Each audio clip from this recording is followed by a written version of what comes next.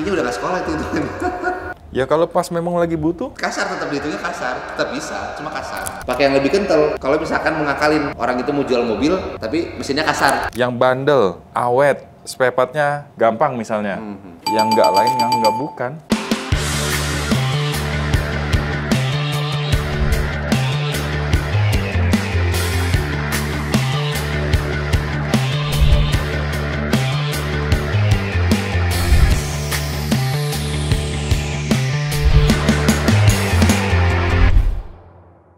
Balik lagi di Obsesi, obrolan seputar transmisi, episode 50.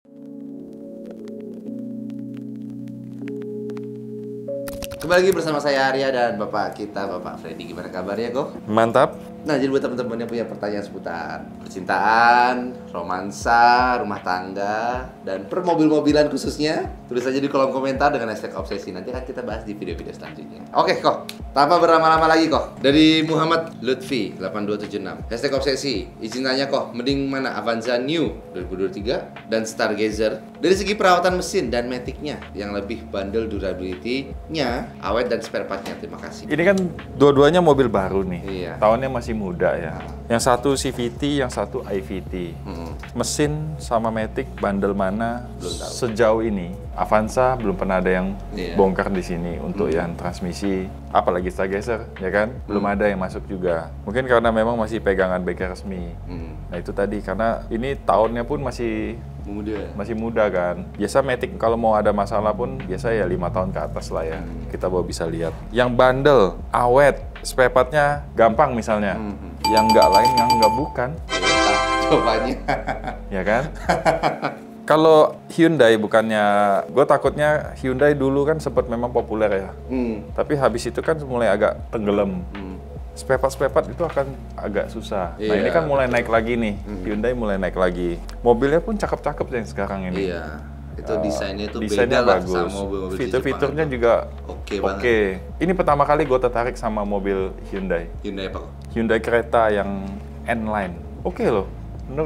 Menarik menurut gue, oke. Menurut gue oke. Kalau Palisade ya memang bagus ya. Semua orang juga ngelihatnya gede, mewah, ya kan, gagah gitu. Cuman ya itu balik lagi ke depannya ini aman nggak spare part nih kalau kita ada butuh apa, spare partnya tuh gampang dicari atau enggak. Ya pertimbangannya itu kalau menurut gue ya susah ya. Pilihan gue masih Avanza sih. Iya. Kalau buat masalah spare part ya, ngomongin spare part. Iya. Udah itu aja. Itu aja kayak. Next ya dari Fajarul Prakoso 6901. Hashtag obsesi. CR-V Gen 3, recommended gak untuk mobil pertama? Rekomen. Oke, mantap. Terus menurut Ko Freddy, untuk tips perawatannya gimana? Termasuk mobil badak gak matic-nya? Lumayan Terima badak. kasih banyak, Domo, sukses terus. Tapi, mobil ini kan boros kan? Gen 3, gue pernah punya Gen 3. Oke, yang facelift. Itu yang 2,4, K24. Menurut gue sih kalau dalam kota dan bawanya nggak terlalu agresif, itu 18 koma itu dapat. Dapat ya? Wajar untuk ukuran mobil 2,4. Oke, walaupun dia 5-seater ya. Pajaknya lumayan mahal dulu, sekitar 4 jutaan deh. Tapi problemnya yang paling sering di kaki-kaki itu nggak bisa senyap banget. Ban bagus, kaki-kaki nggak ada jelek, tapi tetap aja di dalam itu ada bunyi. Di kaki-kaki itu tetap ada sedikit gitu. Jadi nggak bisa senyap banget. Mungkin itu ciri khas Honda. Karena sampai hari ini pun Honda baru-baru juga banyak. Kayak nggak bisa senyap banget. Oke, tips perawatannya. Mobil ini matic-nya sebenarnya bandel. Tapi kalau udah kilometer nyentuh hampir 200 dan belum pernah di overhaul ya tunggu aja waktunya ya kan. Memang udah nggak gitu lama lagi, tapi balik lagi ya cara pakai sebelumnya, perawatannya gimana. Permasalahan paling umum D-nya kedip ya kan. Tapi ya itu kita udah di sini udah sering dapat mau Gen 3, Gen 4 sama aja matic-nya kan. Iya. Problemnya itu kalau di scan munculnya nanti solenoid, tapi kalau kita coba ganti solenoid biasanya banyak kan gagal. Iya. Terus apa lagi? Spare part kok? Spare part lumayan mahal. Lumayan sih. mahal loh. Honda yang orinya tuh dia mahal-mahal loh. Tapi untuk harganya udah menarik tau. Kalau Harganya Gen berapa? 3 yang facelift itu 80-an, 90 dapat. enggak, kalau yang facelift enggak. Kalau yang facelift enggak Di atas ya? cepek masih. Tapi sebenarnya 2,0, 2,4 sesuaiin budget aja sih. Kalau nggak mau terlalu boros mungkin 2,0 oke. Iya, 2.0 tuh masih bensinnya tuh masih oke lah kok, manusiawi lah. Mungkin bisa 110 ya? 111 bisa kok. Bisa ya? 111, 112. Ya kalau bisa beli mobil ini ya nggak usah pikir-pikir soal bensin lah. Iya. Next ya, Ko ya.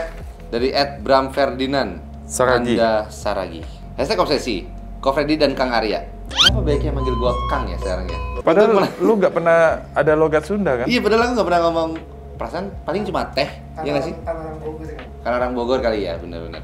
Gue juga sekarang tinggal di Bogor. Orang Bogor sekarang. Besok gue dipanggil Kang Freddy. Untuk menaikkan tingkat kekentalan oli itu tergantung dari apa? Apakah jarak dan waktu? Wih, udah kayak cinta. Apabila waktu per berapa waktu? Apabila jarak per berapa kilometer? Terima kasih. Ah iya kok. Karena yang umum nih kok, aku cuma taunya ya. Pakai 10W40 itu buat mobil-mobil yang di atas 100.000 km. Pakai yang lebih kental kalau misalkan mengakalin orang itu mau jual mobil tapi mesinnya kasar. Udah, aku cuma tahu itu doang nih. Oke. Nah, tapi fungsinya orang pakai kapan pakai 15W atau masuk ke 20W. Oke, biasanya ya umumnya. Coba lihat deh mobil-mobil baru itu rata-rata pabrikan kasih oli mesinnya 0W20. Iya, betul. Tapi kalau mobil yang beberapa tahun yang lalu, mungkin banyak kan pakainya 530. Mobil yang lebih lama lagi, paling disarankan pakainya 1040. Jadi kalau menurut gua sebenarnya faktor kilometer, faktor usia mesin itu yang nentuin tingkat kekentalan oli. Iya. Mobil masih baru, grass, lu pakai oli 0W nggak apa-apa. Semakin mahal loh. Iya, makin Ya kan? encer makin mahal. Makin mahal. Karena dia benar-benar misalnya full sintetis. Kalau misalnya pertanyaannya per berapa waktu, terus jarak berapa kilometer. Kalau yang memang dari awal pakai 530, ini gua ambil contoh ya. Contoh aja yang gua alamin. R3 gua beli baru 2015, itu dari bengkel resmi pakainya 530. Sampai hari ini kalau gue masih masuk ke bengkel resmi, mungkin masih dikasih 530. Padahal kilometer udah di atas 100-an. Nah, tapi balik lagi gue lihat sama kondisi mesin. Kalau mesin gue masih halus, masih anteng, 100 lewat pun gue isi 5W30 nggak ada masalah. Tapi kalau misalnya kita ngomong normalnya di atas 100-an itu udah boleh pakai 1040. Karena mesin itu ya udah ada gap, udah ada keausan segala macam. Nah, biasanya pakainya agak naik dia, agak lebih kental, itu nggak apa-apa. Nah, kalau awalnya pakai 020 tapi udah 100 lebih 150, mau coba ganti 530 ya nggak ada masalah. Masuk 15W itu kapan kok? Mobil tua. Mobil tua. Biasa mobil-mobil yang lebih tua lah. Atau Vario mobil gitu, mobil diesel KM lumayan tinggi biasa pakai 15. Nah, tapi ketika si oli ini makin kental, tarikannya akan merasa lebih berat nggak tarikannya? Sedikit lah. Sedikit ya? Dia Malah lebih bagus nggak ya? terlalu berisik juga Nggak terlalu berisik juga mesinnya. Oke lah, cukup ya kok ya? Ya. Dari @donia255.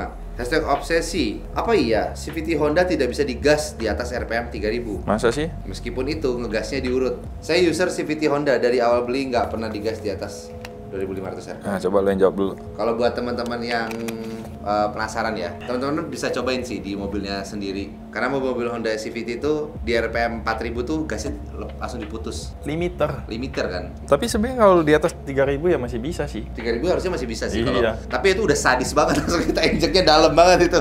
Enggak, tapi kan itu kan posisi kalau nggak jalan aja. Iya, kalau posisi nggak jalan. Tapi kalau jalan kan bisa-bisa aja. Bisa kok, cuma kan itu udah ngegasnya kasar banget kok.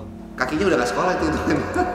Ya kalau pas memang lagi butuh, Kasar, tetap dihitungnya kasar. Tetap bisa, cuma kasar. bisa sih di atas 3000. Ya 3000 masih bisa kok. Biasa limiternya di 4000 kan. Iya, limiter 4000. Kalau nggak jalan. Tapi kalau jalan mah bisa-bisa aja. Coba deh dites. Sesekali memang mobil bagusnya dibentuk loh. Kalau nggak dibentuk kayaknya Nggak sehat gitu ya. iya kayak Kayak orang tuh kebiasaannya cuma kaku. lari jogging doang Kayak gitu kan. kaku. Nggak pernah sprint gitu kan. iya kaku. Oke, cukup ya kok ya. Cukup? Nah, terakhir kok. Dari Dimas Pengesti K3T. Hashtag obsesi. Numpang tanya dong kok Freddy dan Bapak Arya. Cara perawatan mobil transmisi AT bagaimana ya? Kok Freddy dan Bapak Arya? Soalnya saya pengguna transmisi manual kok Freddy dan Bapak Arya. Terima kasih dan sehat selalu kok Freddy dan Bapak Arya. 1, 2, 3, 4 kali. 4 kali dia panggil Sud. Lu jawab dulu lah. Bapak Arya. Ini gampang Bapak Dimas.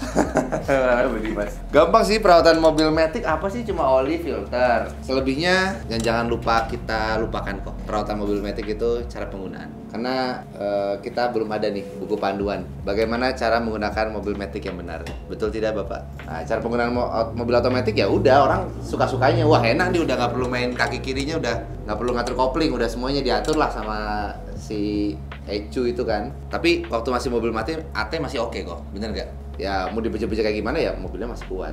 Nah tapi sekarang udah eranya CVT, kalau kita masih menggunakan cara berkendara mobil yang salah, kita akan memperpendek dan membuat kantong kita terkuras karena masalah metiknya. Betul tidak Bapak? Jadi perawatan dan cara penggunanya saja yang dibetulin. Setuju kok? Ada tambahan kok? Paling apa ya, tambahan lagi mungkin kalau misalnya mobil belum berhenti total, kalau manual kan bisa kita langsung netralin. Oh iya. Tapi kalau misalnya mobil matic kan biasa kita lagi jalan tiba-tiba kita mau parkir nih, ada spot kosong nih.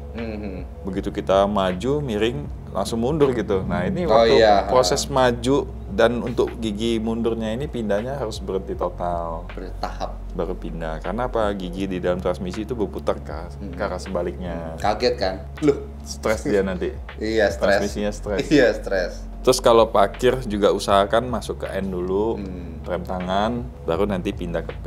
Iya. Nah itu kan tujuannya untuk memastikan kalau si transmisi itu benar-benar udah posisi, udah netral, udah diem, nggak ada sisa masih putaran lagi. Iya, betul.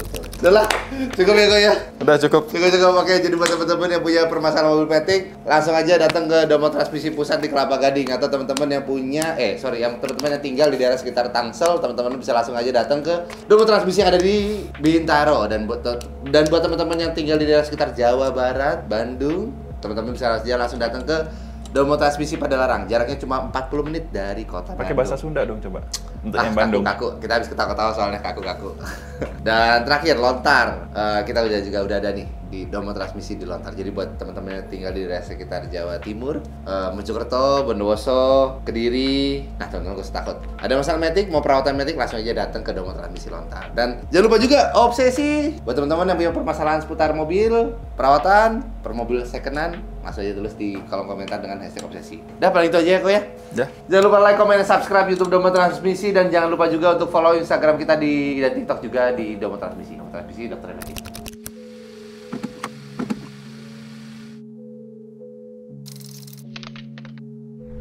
Domo Transmisi, dokternya Matic.